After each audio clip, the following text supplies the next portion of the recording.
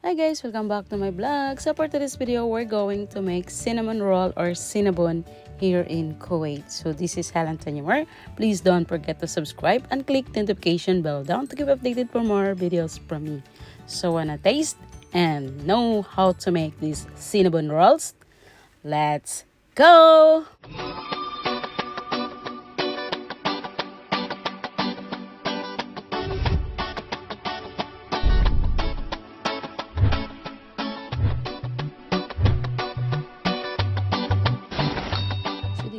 We need 1 glass of warm milk, 1 glass of warm water, and then 1 glass of oil. I use the cup of tea.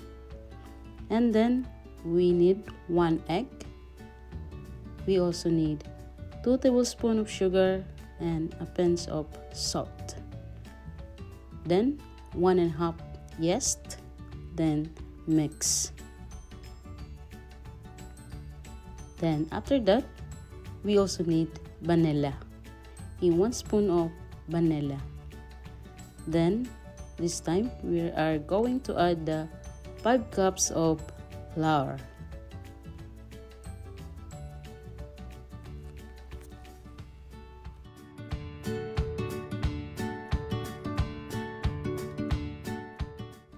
Then this time we're going to mix our ingredients.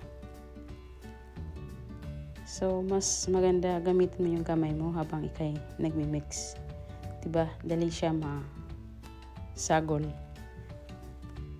Shout out to my seal. And shout out to Jenny, of course. The girl beside me. Then the flour will be look like this, so it's a little bit basa-basa siya guys. So this time we're going to add 1 cup of dry flour. Ayan. And then we're going to mix it again. Last na to siya mix. And then we're going to cover it. Tas ato siyang patubuon guys for about 2 to 3 hours.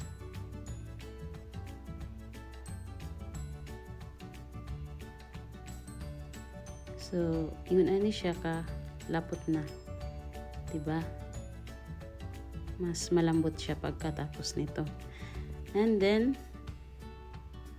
lagyan mo ng konti lang na mantika para maghiwalay sa yung kamay. Parang walang forever. Joke lang.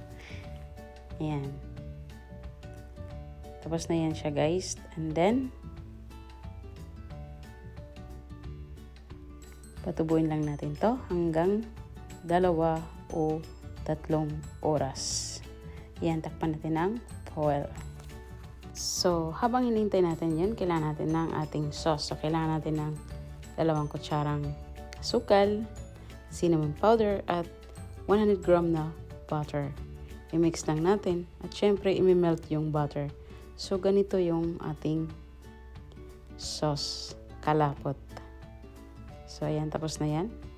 I-set aside lang natin and then sisilipin na natin ang ating dough for about after 3 hours. Ayan, yan na siya. Okay na.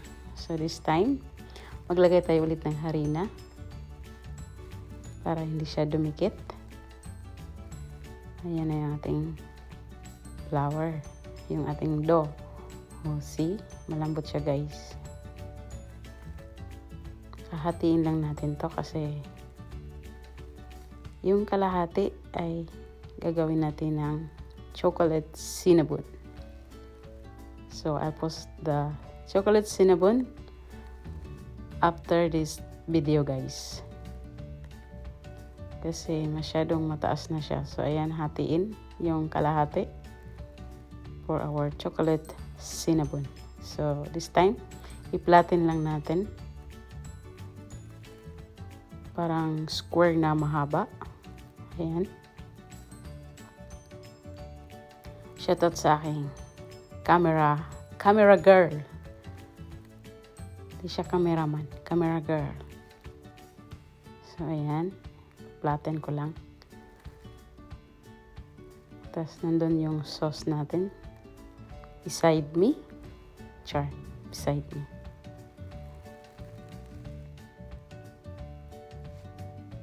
So, ayan. Pwede na siya. Medyo manipis lang siya, guys. Dapat, ha? Kasi, para mabilis maluto yung ating cinnamon rolls or cinnabon. And then, yan. Spread mo lang yung sauce.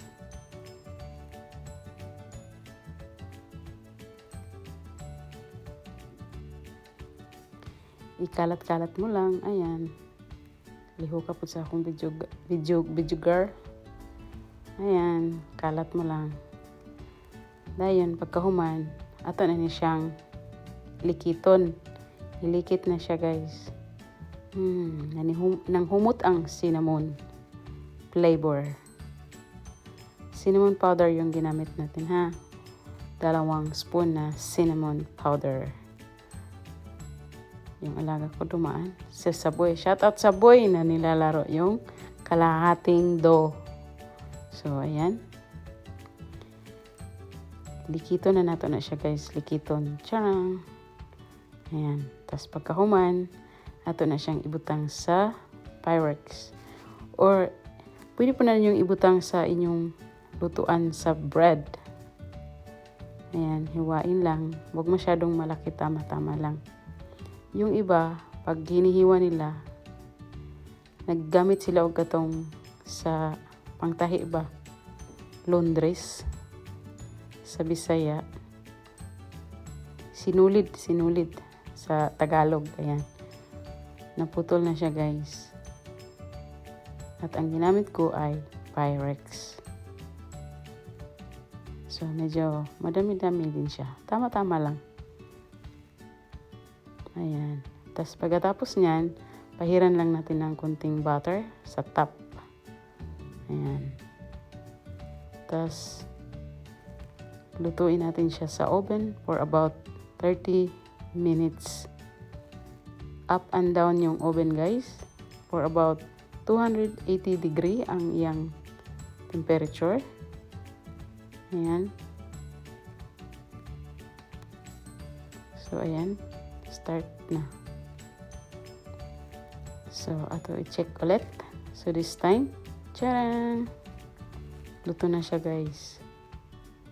So, pwede nang kuhaon sa oven. And then, ato lang na siyang pabugnawon. So, maghimota og sauce. So, kailangan natin ng 1 condensed milk and 1 lemon. So, butahan nato na siya dira. Then, ato siyang i-blend.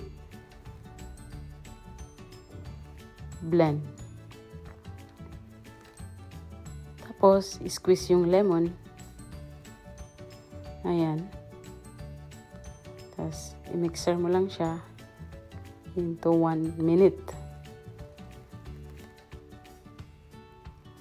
Pag-try mo ani, guys, sulay lang jud ninyo kay makatilaw mo. Limtan ninyo inyong ex. Char. Shoutout sa mga ex dyan. Bikini man.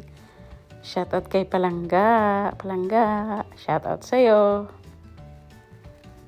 And then, nabugno na itong ato ang cinnamon rolls. Ayan.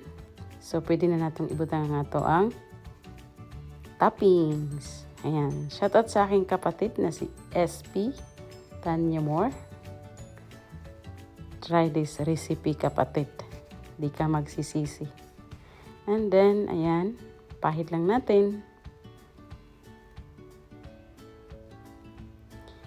Yung ginawa ko na harina, guys, is good for 2 serving na ingon ani siya. So, pwede siyang makahimo or makabake sa 2 ka Pyrex. Okay? So, kung gusto mo gamay rang iyong buhaton, pwede nyo siyang i-less. Ayan. Tapos, pwede nang serve. So, serve. Our first taster is Ginny. So, that's all, guys. Thank you for watching. Bye-bye, and please don't forget to subscribe.